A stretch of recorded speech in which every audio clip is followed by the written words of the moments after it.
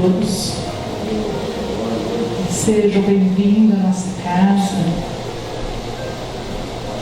e se sintam todos abraçados por nós aqui encarnados e pela espiritualidade amiga. E nos sentimos assim felizes por podermos estar aqui novamente. Mais uma quarta, mais uma noite de estudo, de reflexão. Hoje a nossa palestra estará a cargo do nosso irmão Reginaldo. A maioria já conhece, né? Então que tenhamos uma noite assim, de bastante tranquilidade, alegria em nossos corações. Aqueles que estão retornando à casa, não sejam bem-vindos. Aqueles que fazem tempo que estão aqui, que sejamos todos bem-vindos, né? Essa casa que nos recolhe, que nos acolhe, dando o colo para todos nós, né? Para que a gente se sinta bem aconchegado, bem pertinho um do outro. Então que a gente possa ir acalmando os nossos sentimentos, acerenando os nossos pensamentos e vamos falar com Jesus. Senhor Jesus, Mestre de amor e bondade, eis-nos aqui novamente, Senhor, solicitando o Teu amor a todos nós, o Teu amparo, e que possamos estar sempre unidos nessa casa, que abra as portas para todos os corações que pedem, Senhor, pelo Seu carinho, e sabemos que somos recebidos pelos trabalhadores da Tua seara, os nossos amigos e irmãos espirituais, sempre preparando esse ambiente para que sejamos todos atendidos dentro das nossas necessidades. Mestre de luz, que cada coração aqui reunidos possa lembrar dos seus feitos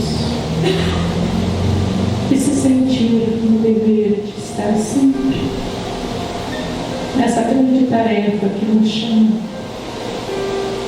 principalmente dos seus ensinamentos maiores, de amar a Deus sobre todas as coisas, e ao nosso próximo como a nós mesmos.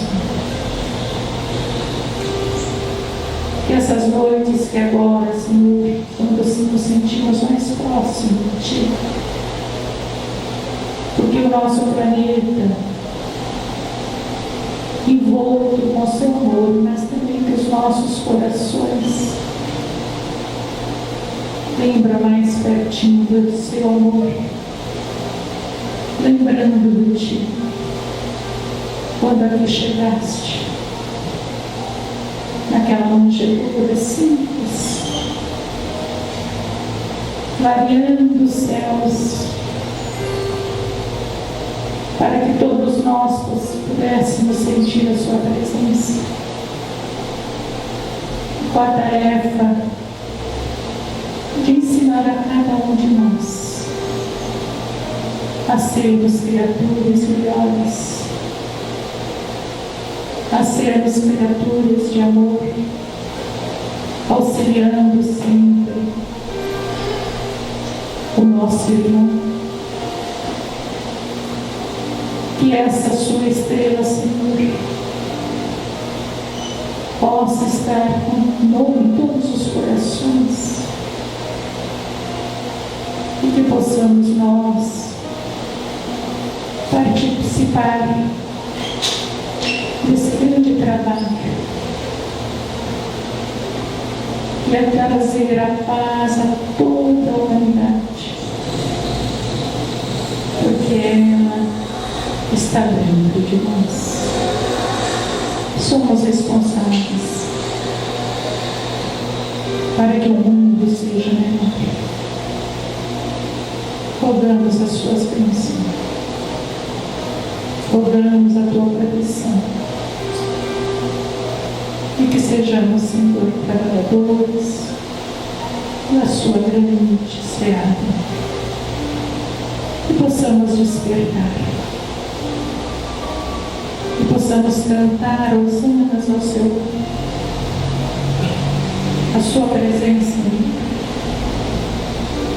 E agradecemos por essa noite, por estarmos aqui, reunidos em seu nome, nos abraçando, nos confraternizando, e que tenhamos uma noite de estudo, e que possa ele ficar gravado em nossos corações, para que o nosso amanhã possamos colocar em prática. A sua bênção, Senhor, e nos ampare, Senhor, que assim seja. Então fica a carta para a Tina. Boa noite a todos. Que a paz do nosso Senhor Jesus Cristo possa envolver a cada um de nós nesse instante. Era o ano 30 e Jesus apenas começava o seu apostolado. Sentado como um peregrino nas proximidades do templo, foi notado por um grupo de sacerdotes e pensadores ociosos que se sentiram atraídos pelos seus traços de formosa originalidade e pelo seu olhar lúcido e profundo. Alguns se afastaram sem dar maior importância, mas Hanã, aquele que mais tarde seria juiz inclemente na sua causa, se aproximou do desconhecido e se dirigiu a ele de forma orgulhosa. Galileu, que fazes na cidade? Passo por Jerusalém, buscando a fundação do reino de Deus, responde Jesus com modesta nobreza. Reino de Deus, torna o sacerdote com ironia. E que pensas tu venha a ser isso? O reino de Deus é a obra divina no coração do homem. Esclarece Jesus com grande serenidade. Essa passagem está no livro Boa Nova, psicografado por Chico Xavier e ditado pelo espírito de Humberto de Campos. O texto é bem maior, mas para a nossa reflexão de hoje, nós vamos utilizar apenas essas duas frases de Jesus. Passo por Jerusalém, buscando a fundação do reino de Deus. Porque essa frase resume o objetivo de Jesus na terra. E depois ele esclarece: o reino de Deus é a obra divina no coração do homem. Quando eu escrevi esse texto, era o mês da Páscoa. Então não sei se, motivado por essa data, me veio a inspiração de fazer o seguinte questionamento: será que nós não estamos cometendo o mesmo erro de Judas? Será que nós não estamos cometendo o mesmo erro de avaliação de Judas? Sim, porque Judas cometeu um erro de avaliação. Judas amava o Mestre Jesus, como nós dizemos que amamos. Judas, assim como a grande maioria dos judeus, acreditava numa promessa, acreditava no que diziam as Escrituras, e os profetas diziam que viria um Messias, um Salvador, que iria libertar o povo judeu. Mas Judas, assim como a grande maioria dos judeus, acreditava que esse Messias, Salvador, viria na figura de um grande líder guerreiro, com uma espada na mão, que iria libertar o povo judeu da servidão romana. Os judeus não eram escravos de Roma, mas eles eram obrigados a servir Roma. E além disso, eles pagavam impostos altíssimos. E tudo isso era um grande incômodo para os judeus. Imagine, você está na sua terra, na sua casa, na sua pátria, e ser obrigado a servir o estrangeiro que te tomou a força o que é teu. Judas, acima de tudo, era um político, astuto, estrategista. Ele acreditava que Jesus era o Messias. Ele era um dos mais entusiasmados com todo aquele movimento que Jesus estava fazendo. Mas com aquela filosofia de amar o próximo, perdoar os inimigos, com essa filosofia, Judas acreditava que aquela revolução ia demorar demais. Então, ele, com seu espírito de político, astuto, estrategista, se achando mais inteligente, se achando mais esperto que todos os outros, ele resolveu elaborar um plano. Ele pensou: eu entrego Jesus aos fariseus. Jesus é muito querido, tem muitos seguidores. Quando Jesus estiver preso, não será difícil organizar um exército. E a pretexto de libertar Jesus, nós começamos a nossa revolução. Há quem diga também que ele também pensou numa outra possibilidade. Isso já está em outro livro. A possibilidade de que, a hora que Jesus se visse preso, sem saída, ele mesmo iria se autodeclarar, iria se revelar como Messias, e iria chamar o povo em sua ajuda, e o povo o ajudaria. E então, nesse momento, eles começariam a sua revolução. Mas uma coisa interessante: em nenhum momento da sua alucinação, Judas pensou que Jesus seria assassinado. E quando ele viu que tudo dera errado, que Jesus estava preso e seria assassinado, ele se arrependeu. Ele quis voltar atrás. Ele foi lá, procurou os fariseus, devolveu as moedas. Pega aqui as moedas, vamos desfazer, foi um mal entendido, vamos desfazer esse acordo. Mas era tarde demais. E quando ele viu que Jesus fora cruelmente assassinado na cruz, ele sentiu um remorso tão grande que imediatamente ele cometeu suicídio, enforcando-se, como contam os evangelhos. Essa versão dos fatos, quem conta é o próprio Judas, no livro Crônicas de Além Túmulo, que é a psicografia de Chico Xavier e que foi ditado também pelo espírito de Humberto de Campos. Humberto de Campos, em espírito, desencarnado, é claro, vai fazer uma visita à cidade de Jerusalém. E estando lá, ele descobre que Judas, todos os anos, ainda vem à terra e vai à cidade de Jerusalém. Senta-se às margens de Tiberíades, relembra tudo o que aconteceu, como aconteceu, e faz uma reflexão sobre tudo aquilo. Uma dessas vindas de Judas coincidiu com a visita que Humberto de Campos foi fazer em Jerusalém. E Humberto de Campos teve a oportunidade de conversar com Judas. Foi aí que Judas relatou isso que nós acabamos de narrar para vocês. Mais ou menos. Digo mais ou menos porque o livro é mais completo, tem mais detalhes, e porque eu juntei uma ou duas informações que não estão nesse livro. Uma coisa interessante é que quando Judas fala que se arrependeu e cometeu suicídio, Humberto de Campos pergunta para ele: mas você chegou a salvar-se pelo arrependimento? Judas diz: não consegui. O remorso é apenas uma força preparatória para os trabalhos reparadores. E então Judas começa a contar, a narrar, que ele, depois da sua morte, depois do suicídio, ele teve séculos de sofrimento expiatório.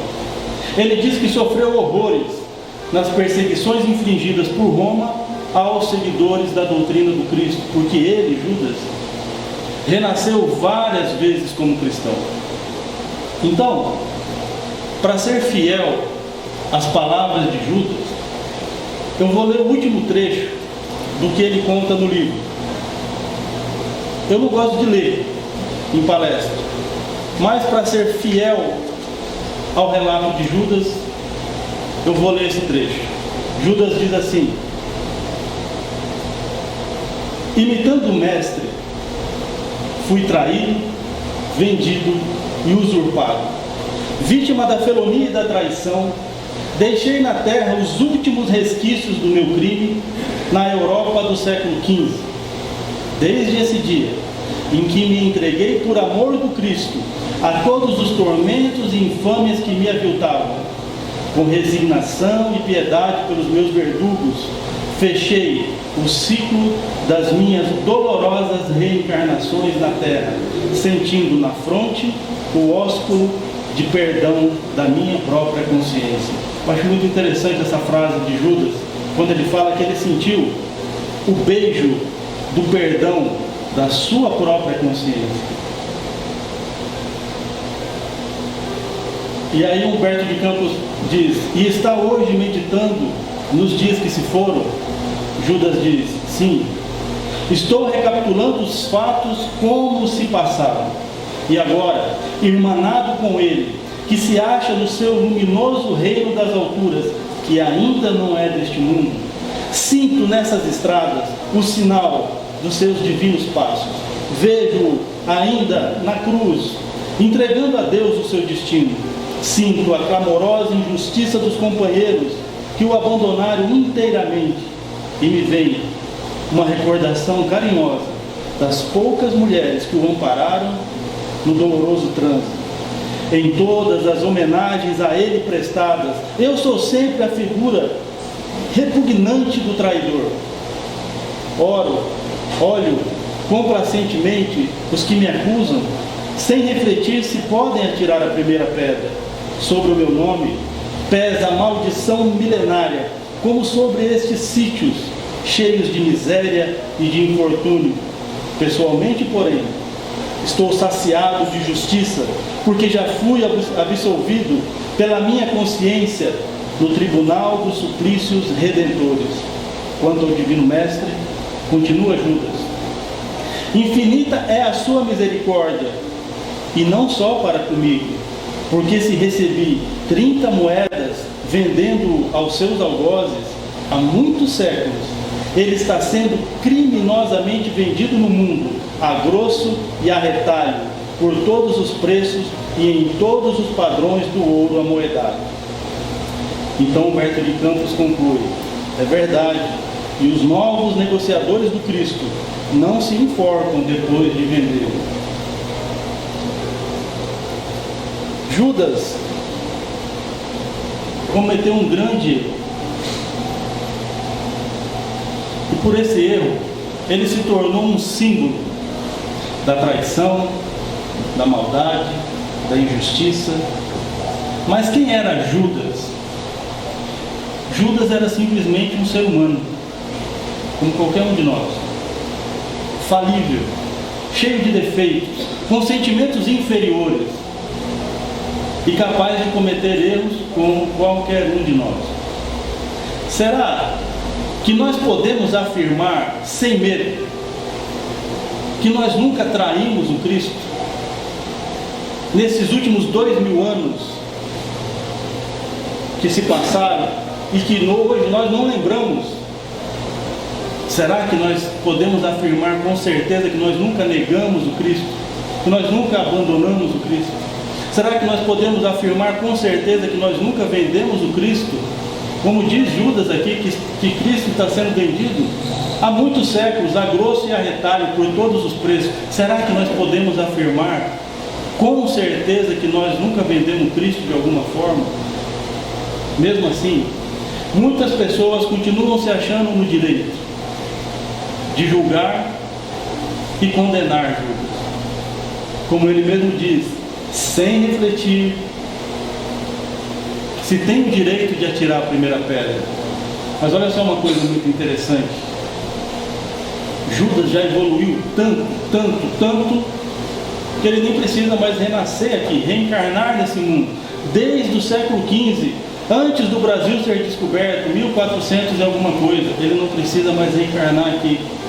E no entanto nós continuamos reencarnando aqui ainda, nesse mundo de provas, de expiação, de dores, de aflições. Por que Judas não precisa mais reencarnar aqui? Porque ele já fez a sua reforma íntima. E esse é o tema da nossa reflexão de hoje: reforma íntima. E se nós ainda estamos reencarnando aqui, é porque nós ainda não fizemos a nossa reforma íntima. A não ser que fôssemos missionários, que não é o caso da grande maioria. Então a realidade, a conclusão, a verdade que nós podemos chegar hoje é que Judas, hoje, está muito mais próximo do Cristo do que qualquer um de nós. Mas voltando à nossa reflexão, será que nós não estamos cometendo o mesmo erro de Judas? Será que nós não estamos cometendo o mesmo erro de avaliação de Judas? Qual foi o erro de Judas? O erro de Judas foi acreditar que o reino de Deus era um reino de pedra. Judas acreditava que o reino de Deus era uma realização externa. Judas não entendeu que o reino de Deus é a obra divina no coração do homem. Judas esperava ver um reino, um império externo, físico, reis, exércitos, armas, guerras. Judas acreditava que o reino de Deus era um reino de poder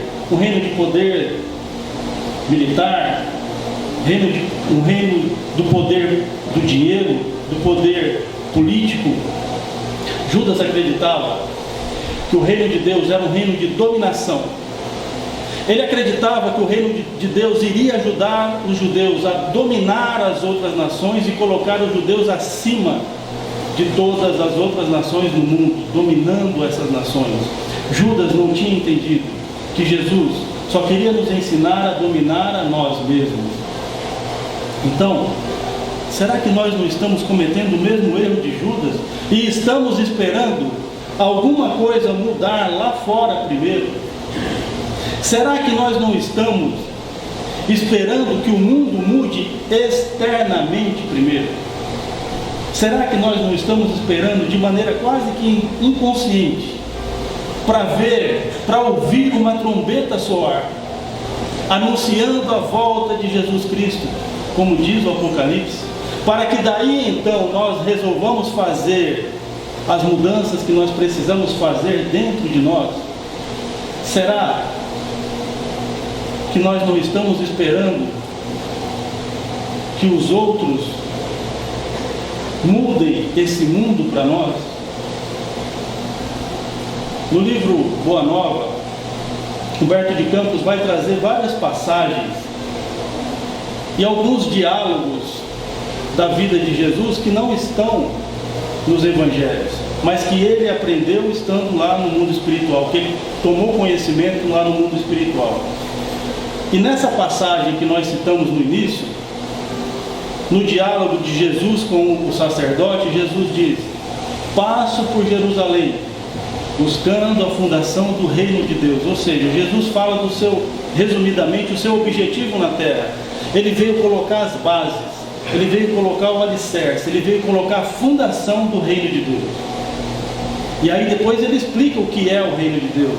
Ele diz: o reino de Deus é a obra divina no coração do homem.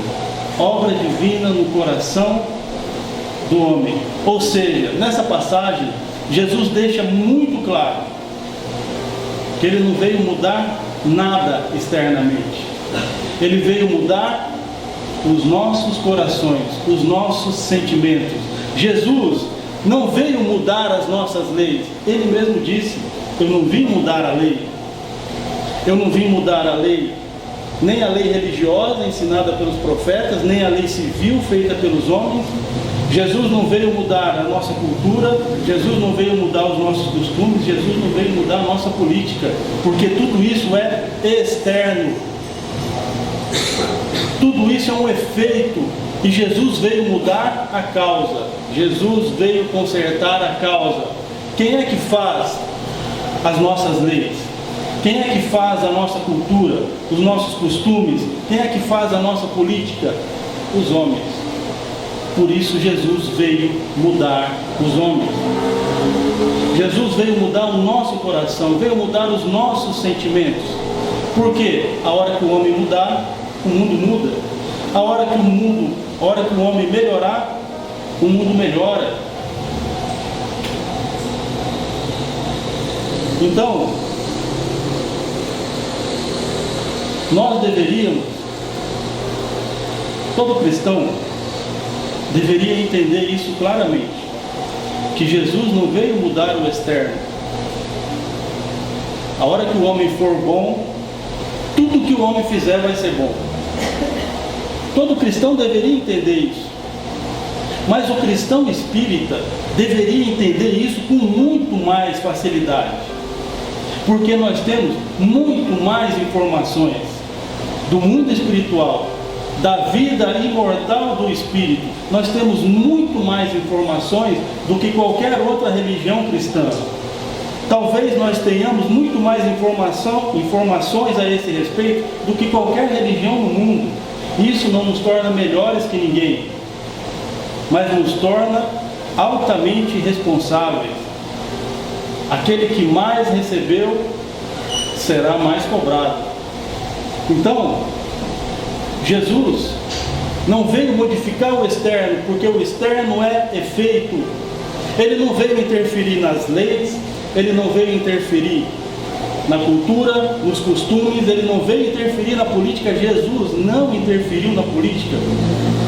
Judas era o político, o espírito político. Judas queria mudar o mundo à força, pela briga, pela guerra, pelo poder, pela imposição do poder. Judas queria fazer isso.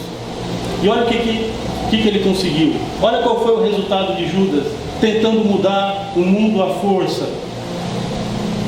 O que muita gente não percebe, e muita gente que condena Judas, inclusive, não percebe, é que muita gente continua agindo como Judas. O pensamento é mudar a força.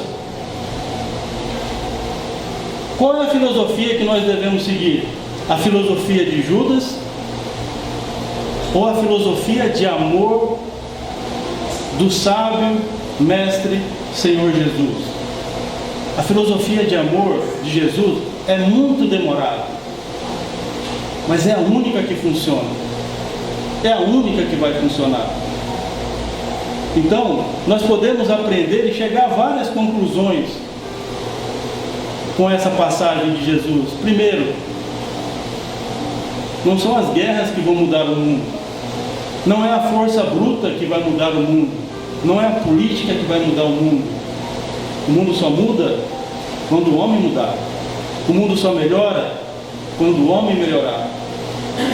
Um exemplo claro e fácil de entender: a política é feita por políticos, e os políticos são pessoas. Por isso Jesus veio mudar as pessoas. Por isso Jesus veio mudar o nosso coração, os nossos sentimentos, porque a hora que nós formos bons, tudo que nós fizermos será bom. Platão tem um pensamento que diz assim: a melhor coisa que você pode fazer pelas pessoas que ama é se tornar melhor como pessoa, porque é a única forma que você tem de garantir alguma coisa a elas. Platão: a melhor coisa que você pode fazer pelas pessoas que ama é se melhorar como pessoa, porque é a única forma que você tem de garantir alguma coisa a elas. Então, eu fiz uma adaptação nessa frase nesse pensamento de Platão, e eu digo assim: a melhor obra social que alguém pode fazer pela humanidade é melhorar a si mesmo. A melhor e a maior obra social que cada um de nós pode fazer individualmente pela humanidade é a nossa própria reforma íntima. Todos nós queremos morar num mundo melhor, mas então nós precisamos começar a assumir o nosso compromisso nesse processo de mudança. Nós precisamos entender que nós temos que assumir a nossa parte nesse trabalho de mudança. Nós temos que assumir o nosso compromisso, a nossa parte desse trabalho. Isso quer dizer que eu tenho que lutar para me transformar no exemplo de cidadão que eu quero ver nesse mundo melhor. Porque o mundo vai mudar. O mundo vai melhorar. Jesus nos disse isso há 2000 anos atrás. Os benfeitores espirituais confirmaram isso no século XIX, durante a codificação. Chico Xavier. Você quer que eu espere? Não? Chico Xavier recebeu inúmeras mensagens falando sobre essas mudanças. Então, o mundo vai mudar, o mundo vai melhorar. Agora, os benfeitores nos explicam também, nos ensinam também que na lei de Deus não existe privilégio, só existe mérito, merecimento. Ou seja, se nós queremos morar num mundo melhor, nós precisamos merecer morar nesse mundo melhor. Por isso, nós temos que trabalhar para nos transformar no exemplo de cidadão que nós queremos ver nesse mundo melhor. Porque nós já sabemos que o exemplo não é a melhor forma de ensinar. O exemplo é a única forma de ensinar. Por isso, nós precisamos ser o exemplo de cidadão que nós queremos ver nesse mundo melhor. Agora, se eu me esforçar para melhorar e conseguir, mas de repente o mundo não mudar, não tem problema nenhum. Porque daí aquele que melhorar será retirado daqui e vai ser colocado no mundo melhor, assim como já aconteceu com Judas. Agora, se o mundo mudar, se o mundo melhorar, e ele vai melhorar, mas eu não tiver melhorado quando isso acontecer, eu é que vou ser retirado daqui e vou ser colocado no mundo inferior. E quem diz isso é o próprio Mestre Jesus, no Evangelho de Mateus, no capítulo 22, quando ele fala da parábola do festim de núpcias, capítulo 22, versículos de 1 a 14. Jesus fala assim: o reino de Deus é semelhante a um rei que, querendo comemorar as bodas do seu filho, manda os seus servos chamar aqueles que estavam convidados. Os servos foram, mas ninguém quis atender ao convite. Então, uma segunda vez, o rei chama outros servos e pede que eles saiam e chamem os convidados novamente. Só que dessa vez, ele manda um recado. Ele diz: digam a eles que tudo está preparado. Tudo que nós temos de melhor está preparado para servir a eles. Digam que venham festejar conosco. Os servos foram. Mais uma vez, ninguém quis atender ao convite. Uns foram para as suas casas no campo, outros foram para os seus negócios, e outros ainda, além de não aceitarem o convite, atacaram os servos. E depois de fazer todo tipo de ultraje, assassinaram os servos. O rei, sabendo disso, ficou furioso e mandou os seus exércitos destruir aqueles que haviam assassinado os seus servos, e mandou queimar também as suas cidades. Depois, o rei, chamando outros servos, disse a eles: o festim de núpcias está preparado, mas aqueles que haviam sido convidados não eram dignos dele.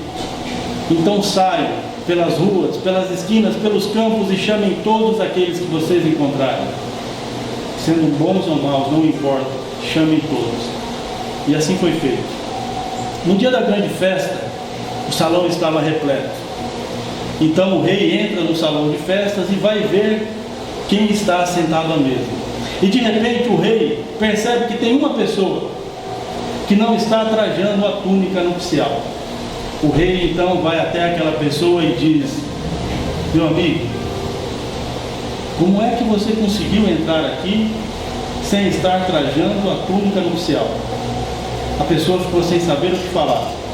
O rei então deu ordem aos seus servos: atem as suas mãos e os seus pés e o lancem nas trevas exteriores, porque ali haverá pranto e ranger de dentes, porque muitos são chamados, mas poucos são os escolhidos. Que roupa nupcial é essa? Que traje nupcial é esse tão importante? Que roupa especial é essa que só podia estar lá quem tivesse trajando essa roupa? É a roupa da prática do bem. É a roupa que só pode vestir aquelas pessoas que praticam o bem. Os benfeitores espirituais dizem que todos nós temos uma energia, e essa energia depende dos nossos sentimentos. Então, quanto mais uma pessoa pratica o bem, maior e mais rápida é a vibração dessa energia. Quanto menos uma pessoa pratica o bem, menor e mais lenta é a vibração dessa energia.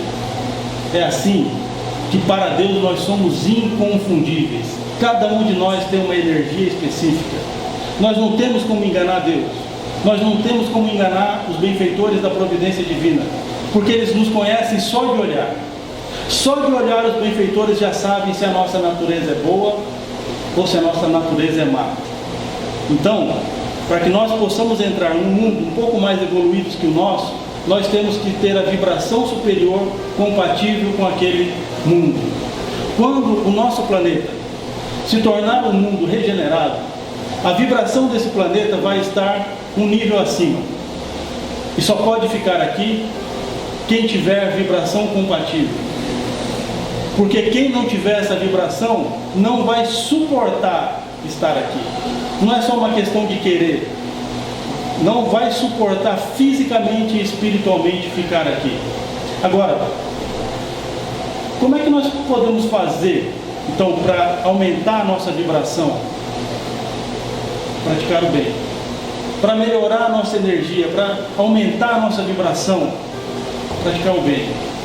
Praticar o bem, praticar o bem. Agora, o que nós precisamos entender é que Jesus não está pedindo para nós santidade. Jesus não está pedindo para nós que nós sejamos santos, porque Ele sabe que nessa vida nós não vamos conseguir isso. Para a maioria de nós isso ainda é uma realidade distante, de milênios para alcançar.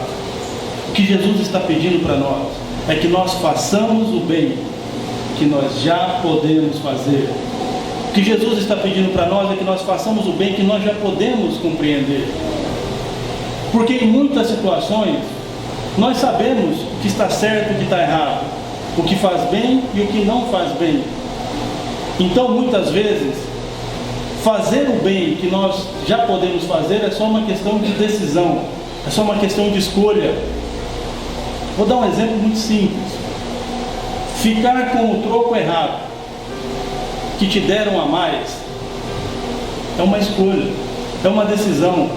Aí muita gente pensa: mas isso é uma bobagem. Pode até ser, mas isso mostra o que dizem os benfeitores: aquele que não é fiel no pouco não vai ser fiel no muito, não está pronto ainda. Então, fazer o bem que já está ao nosso alcance é o que Jesus está pedindo de nós. Só que não é fácil mesmo assim. Sabe por quê? Porque nós temos que nadar contra a correnteza. Todos nós aqui nesse planeta estamos mergulhados numa correnteza. É uma correnteza de ideias falsas, de filosofias falsas, de ideologias falsas, de mentores falsos, Nós estamos mergulhados numa correnteza onde muitas mentiras são propagadas como se fossem verdadeiras. Querem nos fazer acreditar que o mal é normal. Querem nos fazer acreditar que a conduta do viciado é normal. Querem nos fazer acreditar que os pequenos delitos são normais. Nós, a grande maioria de nós aqui nesse planeta, ainda praticamos o olho por olho e dente por dente. Sabe por quê? Porque dentro dessa correnteza, dizem para nós desde criança que isso é normal. Jesus falou há 2000 anos atrás, não é mais assim. Mas continuo dizendo para nós, dentro dessa correnteza, quando eu falo correnteza, é a maioria das pessoas que transitam pelo mundo, dominadas por algumas mentes maquiavélicas. Continuam dizendo para nós, a lei é olho por olho, dente por dente. Se você não fizer assim, você é bobo, você é chamado de tolo, você é chamado de inocente, porque o mundo tem uma proposta para nós. O mundo diz assim: seja esperto, não seja bobo, porque o mundo é dos espertos. Não seja inocente, seja esperto. Mas esse ser esperto pressupõe o seguinte: minta se precisar mentir, engane se precisar enganar, trapaceie se precisar trapacear, roube se precisar roubar e até mate se precisar. Mas seja esperto, pense em você, pense na sua família. Se você é pai ou mãe de família, muito mais, pense em você, pense na sua família. É claro que nós temos um instinto de conservação, nós temos que cuidar de nós mesmos, nós temos que cuidar da nossa família, mas isso é muito diferente de agir com o pensamento de que se dane o próximo, que se dane se vai sobrar para eles comerem, se eles vão ter o que comer, que se dane se eles vão ter com o que trabalhar, se eles vão ter com o que sustentar a sua família, que se dane se eles podem comprar remédio, se eles podem ter acesso a remédio. Isso é muito diferente de cuidar de nós mesmos e da nossa família, porque Jesus não nos ensinou isso. Jesus nos ensinou: só faça para o próximo aquilo que você gostaria que o próximo fizesse para você. Então, fazer o bem que está ao nosso alcance é possível, mas não é tão fácil. Por quê? Porque nós temos que nadar contra essa correnteza. E nadar contra essa correnteza é muitas vezes ser visto como um estranho, é muitas vezes ser visto como uma pessoa diferente, como uma pessoa anormal, como uma pessoa esquisita. Nadar contra essa correnteza de filosofias, de ideias, de ideologias falsas, é lutar contra si mesmo muitas vezes, porque você tem que enfrentar muitas pessoas. Nesse instante eu vou sair um pouco da religião, vou sair um pouco do espiritismo, para colocar aqui um pensamento de um psiquiatra, psicoterapeuta, que no mínimo todos nós devemos muito respeito a ele, porque ele dedicou a maior parte da sua vida para estudar a mente humana. Ele dedicou a maior parte da sua vida para estudar o comportamento dos seres humanos. Todo mundo conhece ele, pelo menos por nome. Carl Gustav Jung, o Jung. Um dos pensamentos do Jung diz assim: não há despertar de consciências sem dor. Não há despertar de consciências sem dor. Traduzindo para o nosso entendimento, não há evolução sem dor. Não há evolução sem dor. Evoluir dói. Mas dói por quê? Dói porque nós precisamos nos desapegar. Nos desapegar da matéria. Nos desapegar dos nossos hábitos viciados. Nos desapegar até das pessoas. Nos desapegar das pessoas, primeiro porque apego não é amor. Segundo que nós precisamos ser livres. Todos nós precisamos ser livres. Muitas pessoas que estão com a gente nessa encarnação não estarão na próxima, porque cada um tem a sua programação evolutiva. Muitas pessoas que estiveram com a gente na encarnação passada não estão nessa. Por quê? Porque cada um tem a sua programação evolutiva. Então nós precisamos aprender a amar e não apegar. Nos desapegar dos hábitos viciados, isso é muito difícil. É muito difícil. Quem tem qualquer tipo de vício sabe disso. Qualquer tipo de hábito viciado sabe disso. Nos desapegar dos nossos desejos, dos nossos interesses materialistas, é muito difícil. É muito difícil, porque isso faz parte dos nossos sonhos, das nossas ilusões. E tudo isso que nós falamos, todo esse desapego, ele tem na sua raiz o nosso egoísmo. E é muito difícil a gente se desfazer do nosso egoísmo. É muito difícil. Então, o pensamento de Jung continua assim. Ele diz: não há despertar de consciências sem dor. As pessoas farão de tudo, chegando ao limite do absurdo, para evitar enfrentar a própria alma. As pessoas farão de tudo, chegando aos limites do absurdo, para evitar enfrentar a própria alma. Olha que quem está falando isso não é um religioso, não é um filósofo, não é um sábio, não é um profeta. Quem está falando isso é alguém que estudou a mente humana, o comportamento humano a sua vida inteira. E ele diz que nós faremos de tudo para evitar enfrentar a nós mesmos. E ele termina o pensamento dizendo assim: ninguém se torna iluminado por imaginar figuras de luz, mas sim por tornar consciente a escuridão. Ninguém se torna iluminado por imaginar figuras de luz, mas sim por tornar consciente a escuridão. E nós podemos entender isso de várias formas. Por exemplo, na literatura espírita nós vamos ver em vários momentos os benfeitores dizendo da seguinte forma, e aqui vou citar um livro que eu me lembro de cabeça que tem essa informação, o livro Voltei. Um dos benfeitores diz assim: não se iluda, ninguém vai galgar os degraus da evolução utilizando a luz do outro. Ninguém vai subir, ninguém vai evoluir utilizando a luz do outro. Quando uma pessoa iluminada está perto de nós, essa pessoa vai iluminar o ambiente por um tempo, mas quando ela se afastar, a minha escuridão ainda vai ser a mesma. Eu tenho que ampliar essa luz que eu tenho, certo? Um outro entendimento dessa frase: ninguém se torna iluminado por imaginar figuras de luz.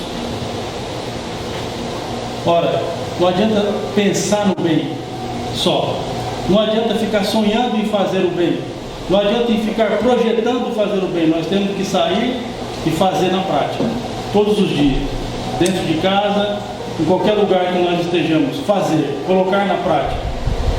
E por fim, ele diz: ninguém se torna iluminado por imaginar figuras de luz, mas sim por tornar consciente a escuridão. Todos nós temos pontos escuros na nossa personalidade. Todos nós que estamos aqui encarnados, tirando raras exceções de espíritos missionários mais evoluídos, todos nós temos sérios problemas emocionais para resolver aqui. Todos nós temos desequilíbrios sentimentais para resolver aqui.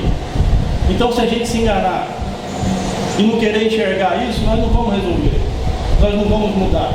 Todos nós temos uma luta para travar aqui dentro de nós mesmos. Por isso Jung fala que nós faremos de tudo para não enfrentar nós mesmos.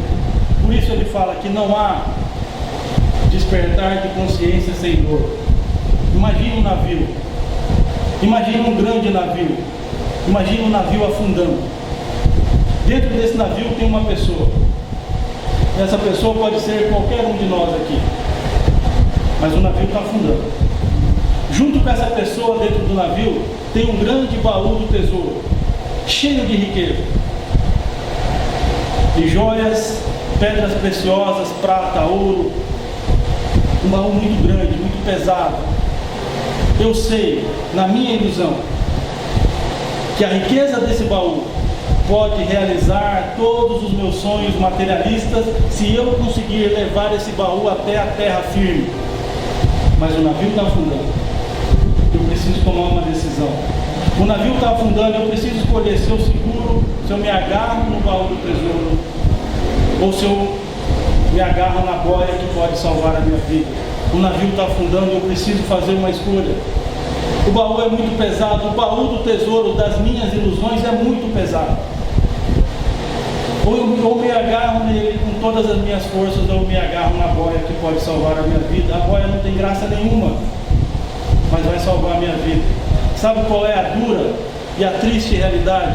É que a maioria de nós temos passado a vida e vamos morrer abraçados ao baú do tesouro das nossas ilusões, mesmo sabendo que nós vamos para o fundo do mar e que quando nós chegarmos lá, nós estaremos mortos. Mas o pior não é isso. O pior é olhar para dentro do baú, já mortos, e perceber que não existe nada lá dentro que nós possamos levar para o mundo espiritual conosco. Se nós estamos reencarnando aqui ainda, é porque provavelmente nas últimas vidas, na maioria das últimas vidas, nós passamos a vida abraçados e morremos abraçados ao baú do tesouro das nossas ilusões. Para finalizar, na doutrina espírita nós temos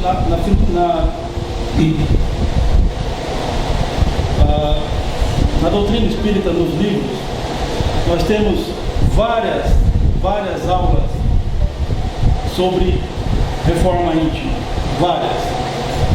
No livro dos Espíritos nós temos uma aula muito importante. Eu vou comentá-la aqui de forma muito superficial, tá? Mas é uma aula muito bonita dada pelo mestre Santo Agostinho. Na questão 919 do livro dos Espíritos, Allan Kardec pergunta assim: qual é o meio prático e mais eficaz para melhorar nesta vida e resistir ao arrastamento do mal?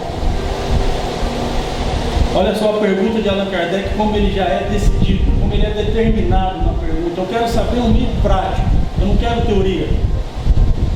E eu quero um meio eficaz, eu quero uma coisa que funcione. Só que ele, sabendo da natureza humana, ele também pede mais uma coisa. Eu quero saber como é que eu faço para não cair nas tentações, para resistir ao arrastamento do mal.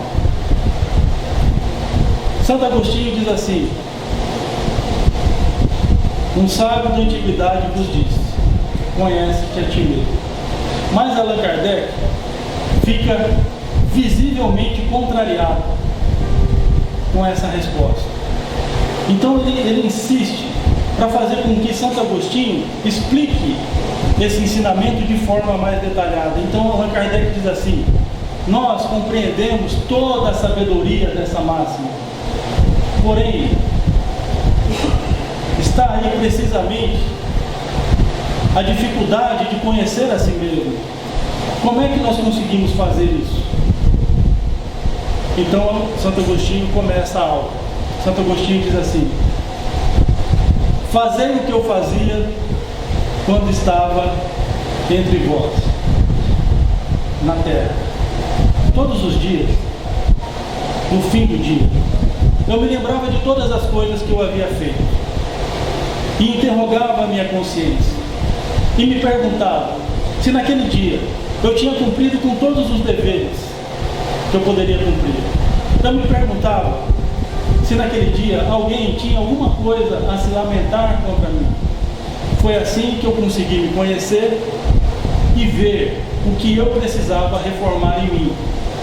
Mas ele continua: aquele que todas as noites passasse em revista todas as ações que fez durante o dia e se perguntasse o que fez de bem e o que fez de mal, pedindo a ajuda de Deus e do seu anjo guardião para o esclarecer, iria adquirir uma grande força para se aperfeiçoar, porque acredite, Deus o assistiria. Questionai, portanto, veja todas as coisas que você fez e se pergunte com que objetivo você agiu em cada uma daquelas circunstâncias. Se pergunte se você fez alguma coisa que você iria reprovar se você visse outra pessoa fazendo. Se pergunte se você fez alguma coisa que você não teria coragem de confessar a ninguém. Se pergunte mais: se Deus resolvesse te levar hoje, entrando no mundo espiritual, onde ninguém consegue esconder nada, você teria medo de se encontrar com alguém? Se pergunte ainda isso: o que você pode ter feito de mal contra Deus, contra o próximo e contra si mesmo?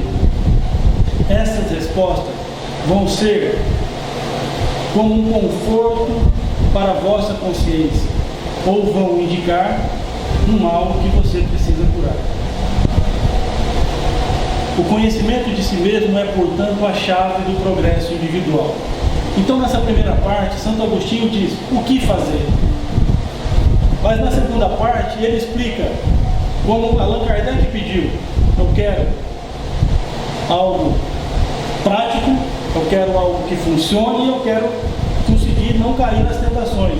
Santo Agostinho explica as três partes. Então, na segunda parte, ele explica como fazer e nos dá uma grande motivação, pelo menos uma grande motivação para começar a nossa reforma íntima ainda hoje. Ele diz assim: eu sei que muitos dirão, mas como eu vou julgar a mim mesmo? E a ilusão do amor próprio que faz com que a gente amenize e até perdoe as faltas. Ou seja, nós temos esse costume. Nós temos facilidade para criticar e condenar a ação do próximo, mas quando nós fazemos, nós temos, na maioria das vezes, uma justificativa. Eu fiz isso por causa disso. Eu agi assim, mas eu tenho justificativa, eu tenho uma desculpa. Então, Santo Agostinho nos explica como nós temos que fazer. Ele diz: todas as vezes que você tiver dúvida sobre o valor de uma ação, se pergunte como você iria julgar se você visse outra pessoa fazendo o que você fez. Você iria aprovar ou você iria reprovar? Ele diz também: procure saber a opinião das outras pessoas e não negligencie. Isso que ele fala agora é muito interessante. Ele diz: não negligencie em saber a opinião dos vossos inimigos, porque eles não têm nenhum interesse de simular a verdade. E frequentemente Deus os coloca ao vosso lado como um espelho para vos advertir com mais franqueza do que faria um amigo. Ou seja, um amigo muitas vezes, pela amizade, não vem apontar os nossos defeitos, mas um inimigo, alguém que não gosta da gente, não tem motivo para esconder isso.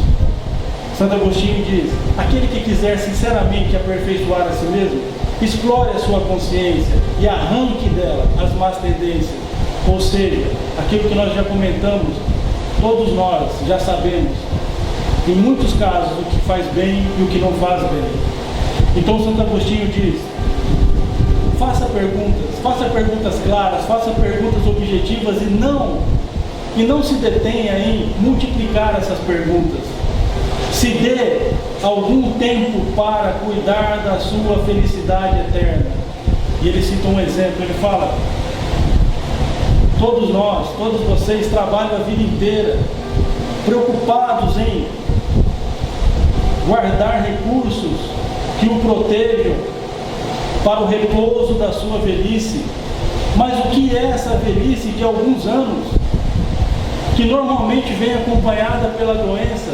O que é essa velhice de alguns anos comparada ao repouso que vai ter o homem de bem? Será que não vale a pena dedicar alguns minutos por dia para cuidar do seu espírito imortal? Então ele termina o ensinamento dando um incentivo muito importante, uma motivação muito importante para que nós façamos a nossa reforma íntima desde já. Ele diz assim, para finalizar, ele diz assim: eu sei que alguns dizem que o presente é positivo e que o futuro é incerto. Eis aí um pensamento que nós estamos encarregados de destruir em vós, para vos fazer compreender esse futuro de tal maneira que ele não deixe nenhuma dúvida em vossa alma. Por isso que primeiro nós mostramos os fenômenos para impressionar os vossos sentidos. E depois, nós lhes demos instruções que cada um de vós está encarregado de divulgar. Foi com esse objetivo que nós ditamos o livro dos Espíritos. Observem esse ensinamento. Foi com esse objetivo que nós ditamos o livro dos Espíritos. Com que objetivo? De nos mostrar o futuro. De nos mostrar que o futuro não é incerto. O futuro depende diretamente do que nós fizermos hoje. Se nós agirmos no bem hoje, o nosso futuro será de paz, de alegria e de felicidade. Se nós agirmos no mal hoje, o nosso futuro será de expiação, de dor, de sofrimento. Então, veja que importante o que fala Santo Agostinho. Nós ditamos o livro dos Espíritos para que vocês entendam que o futuro só depende de vocês mesmos. O futuro só depende do que a gente fizer hoje. Então, não interessa o quanto possa estar difícil, não interessa quanto sofrimento, quanto a dor a gente possa estar passando. O futuro só depende de nós mesmos, daquilo que nós fizermos hoje. Se nós agirmos bem hoje, nosso futuro será de paz, de alegria, de felicidade. Se nós agirmos mal, o nosso futuro será de dores, de expiações, de tristeza. Então esse é um grande motivo que Santo Agostinho nos deixa para começar e continuar a nossa reforma íntima desde hoje. Que Jesus, o nosso Mestre amado, possa nos sustentar, nos ajudar nesse objetivo, para que consigamos aproveitar esta vida para melhorar o máximo que nós pudermos melhorar em nós mesmos. Muito obrigado, Senhor, que assim seja. Muito obrigado pela atenção de todos. Fica então aqui essa explanação do original para a gente analisar, pensar o que estamos fazendo e o quanto nós temos que fazer. Estava aqui a pensar, né? Quando aqui adentramos essa casa, que éramos nós? De 30 anos atrás, 40 anos, 60 anos. Mas crescemos, graças a Deus. Melhoramos. Temos muito ainda a melhorar. Mas nós fizemos uma grande evolução em nós. Então que essa casa, ela tem esse papel de nos ensinar, de nos fortalecer nessa nossa mudança, para que tenhamos realmente um mundo melhor. Vamos passando para a segunda parte do trabalho. Os responsáveis pelo passe podem adentrar a sala, a responsável pela água. As pessoas responsáveis podem ficar também ouvindo José, que seu colega não vê, mas tem o Jair, né, Jair? Jair podia colaborar com a gente, o José. Não temos limite para entrar na sala de passe, não. Quem estiver com o coração, vontade de trabalhar, né?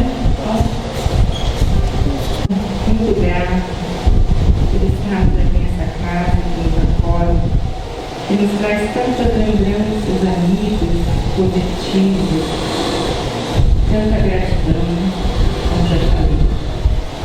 Nós gostaríamos, Senhor, de levar os nossos pensamentos, buscando o teu coração amigo, para nutrir, para alimentar os nossos corações tão necessitados do teu amor.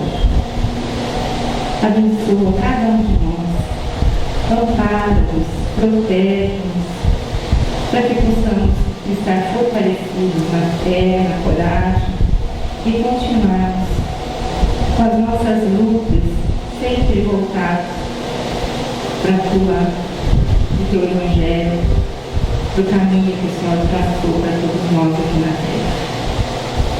Pai nosso que estás nos céus, santificado seja o vosso nome. Venha a nós o vosso reino, seja feita a vossa vontade, assim na terra como é feita no céu. E o pão nosso de cada dia, a orientação de cada dia dá-nos hoje.